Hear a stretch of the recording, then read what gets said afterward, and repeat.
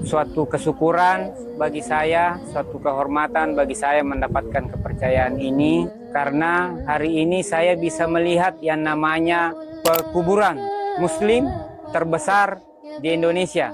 Namanya Al-Azhar Memorial Garden, tepatnya di Kerawang, Jawa Barat. Pada saat diberikan kepercayaan ini, hal pertama yang paling saya pikirkan adalah bahwa ternyata dunia itu benar-benar hanya sementara. Harta itu tidak dibawa mati. Pangkat jabatan itu hanya sementara. Silau dunia sementara. Ujung-ujungnya Bapak dan Ibu ada ahli warisnya di sini.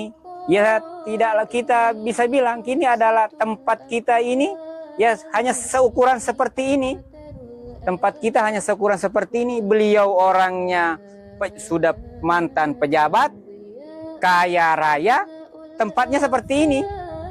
Nggak tahu kita yang bagaimana kita ini, tempat kita ini ya ukurannya sama 1x2 ukurannya nantinya. Jadi setelah menangani, diberikan kepercayaan ini, saya tahu nama beliau, saya pernah dengar bahwa dia adalah tokoh Sulawesi, dari Sulawesi, Mandar, tepatnya di Mandar sana. Saya menyatakan bahwa saya siap membantu ahli waris, tetapi saya ingin permintaanku kepada ahli waris bahwa dunia ini sementara, kita harus sepakat itu, harta itu ditinggal mati. Bagusnya harta itu dia duluan ke akhirat sana, dia tunggu kita, dibandingkan kita yang duluan, harta ini belum tentu akan mendapat bagian kita.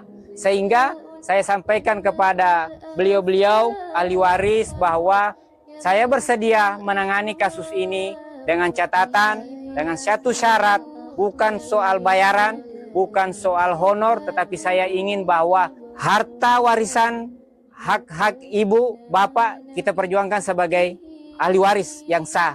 Tetapi sebagian peninggalan harta almarhum, harta almarhumah, Bu ya, kita serahkan kepada pemerintah melalui Balai Harta Peninggalan atau Baitul Mal untuk kepentingan kaum duafa, fakir miskin, anak tidak mampu. Karena terus terang Pak, Bapak Ibu mohon maaf, saya kaget, beliau mantan pejabat suatu lembaga negara, almarhumah, beliau juga mantan pejabat suatu lembaga negara, mohon maaf saya tidak sebut namanya, tapi nanti akan saya sebut namanya satu persatu. Saya heran melihat harta peninggalan beliau, hati saya bertanya, dan saya merasa, kebatinan saya merasa bahwa pesan ini harus saya sampaikan kepada ahli waris, bahwa harta ini sebaiknya sebagian menjadi hak pemerintah melalui Balai Harta Peninggalan nantinya, ataukah melalui Baitul Mal, supaya beliau-beliau juga bisa tenang di alam sana.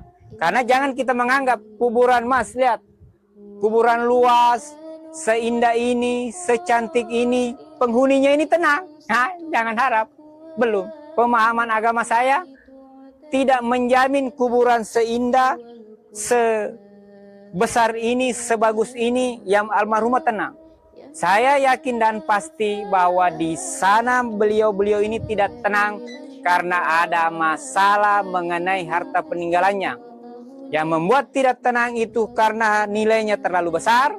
Satu, yang membuat tidak tenang itu karena ada oknum-oknum yang coba mengalihkan aset ini secara melawan hukum. Dicatat itu ada oknum yang ingin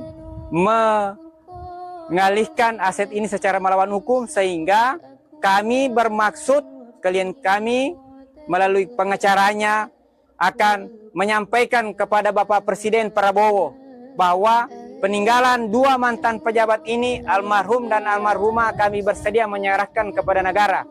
Mudah-mudahan Bapak Presiden Prabowo yang punya pengacara kaya raya, saya Sis Pangeran belum kaya raya Pak, tetapi ingin menyumbang kepada negara atas harta kekayaan yang dimiliki oleh dua pejabat negara itu.